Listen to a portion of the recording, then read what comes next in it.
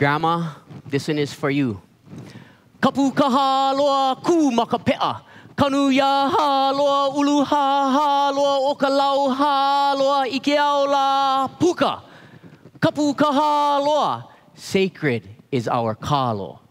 Ku makapea. When consumes, awakens your inner being. Kanu ya ha loa. Plant your kalo.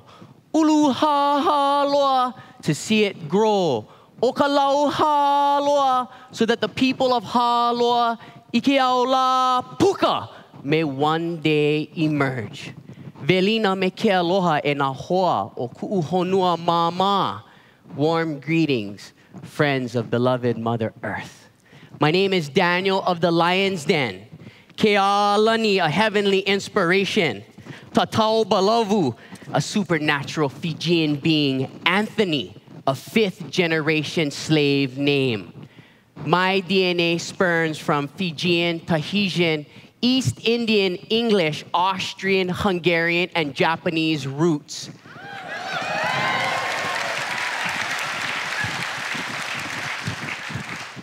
I am not genetically Hawaiian. I am a keiki o ka aina. I was born and raised on the leeward coast of Oahu, home of the largest population of Native Hawaiians on planet Earth. My stepmother's father was the last Kuleana taro farmer in our district. His ways and practices changed in the 1960s when the state of Hawaii and the Board of Water Supply successfully stole or capped all of our springs and streams, causing catastrophic negative impact on the health of the people and the place. My father's father was the first resident physician. And as a child, I grew up watching sick people, sick Hawaiians, in our local hospital or in my papa's taro patch pulling weeds. You see, my papa, his water rights were handed down from King Kamehameha IV. Yet he was never able to exercise these rights. And when he died, our taro patches fed by a water hose dried up because we could not afford to pay the water bill.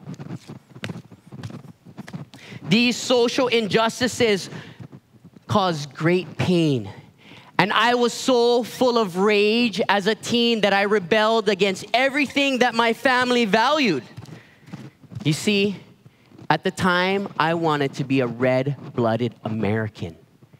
Eat at McDonald's, drink Pepsi, watch football, and wear designer clothes from China.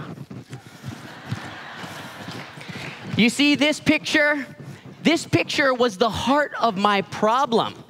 I knew that the Spam was full of nitrates, common cause of death amongst Native Hawaiians under 50 years old.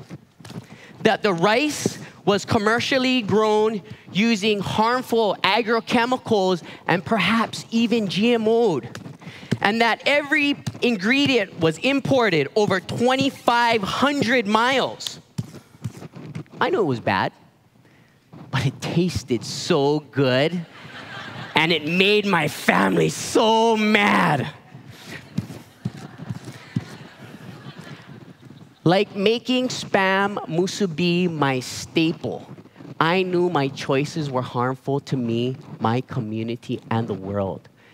But I continued to perpetuate these harmful practices until my mid-20s. In 2004, at the age of 26, was the first time that I had quit my job as an architectural sales executive for a natural stone import company. You see, I was a successful American, making over $100,000 a year, supplying material for luxury resorts and homes that were desecrating the landscape, plundering sacred waters, and overwhelming landfills.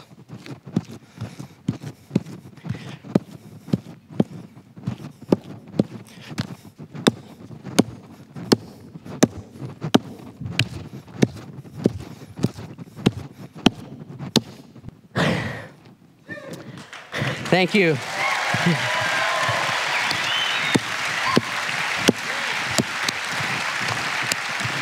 Let me tell you guys a little bit about poi. This is the cooked and clean taro corn. I'm pounding it into paʻiʻai. Once pounded, it is mixed into poi. As the poi ferments, it becomes the sacred starch of the Hawaiian nation. Kalo is the older brother of the Hawaiian people. And there existed a symbiotic relationship that sustained over 1 million Hawaiians. In 1778, it was said that there were over 20,000 acres of organic taro. Today, there are less than 50 across the islands.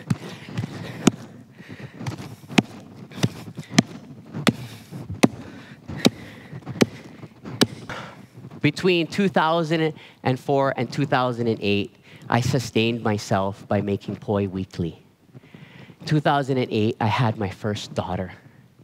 At the age of 6 months, my daughter looked into my soul and she said, "Daddy, I will never do what you say. I will only do what you do." You see, my daughter is genetically Hawaiian.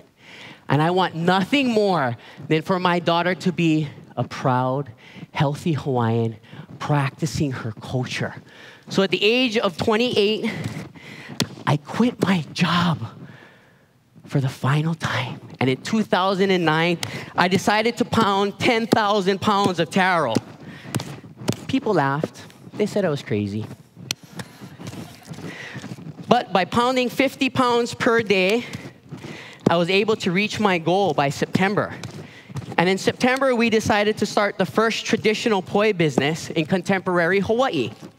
The irony was that in less than 2 months, the Hawaii State Department of Health issued a cease and desist order, threatening a $1,000 per day fine if we did not close our business.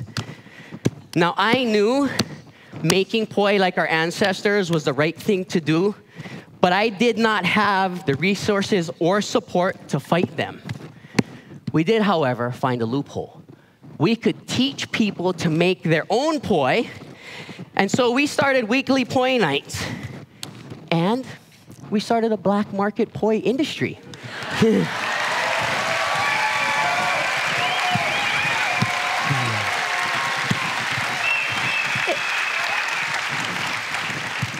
It was kind of like dealing drugs.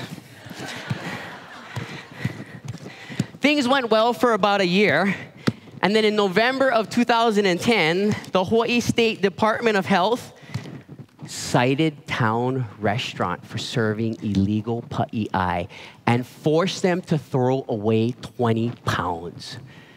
Somehow it made the evening news, and there was a public outcry. With community support, we formed the legalized paʻiʻai ohana, and by mid-2011, the governor had signed a bill legalizing the traditional recipe for poi. Some people asked why we did this. I did this so that my daughter wouldn't have to fight these battles. People of the world, our children are desperately seeking solutions for sustainability. True sustainability comes from the perspective of land and water. Indigenous cultures are the translators of this. And so locked within indigenous cultures is the pathway to sustainability. Today, I'm a cultural entrepreneur.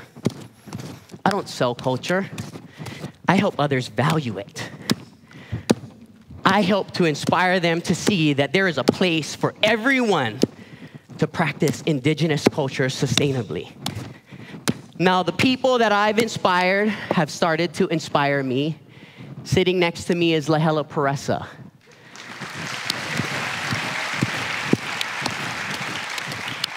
Last year, Lahela approached me and said, "Uncle, will you help me do a 90-day poi diet for my senior project at Kamehameha Schools?"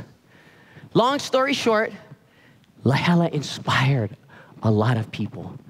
And earlier this year, we embarked on a 90-day journey across the islands, eating from the land, making poi our staple, working with farmers, teaching communities to make poi, to make their own boards and stones, all the while being filmed. Her feature-length documentary, I Am Haloa, just finished production.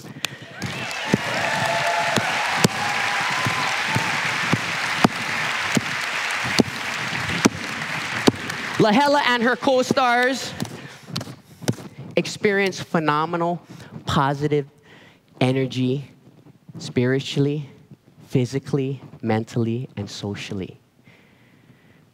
They are now inspiring the next generation of Hawaiians to look at poi and cultural practice as their staple.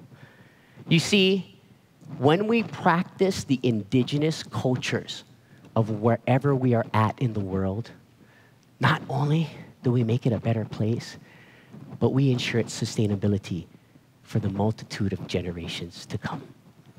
Thank you.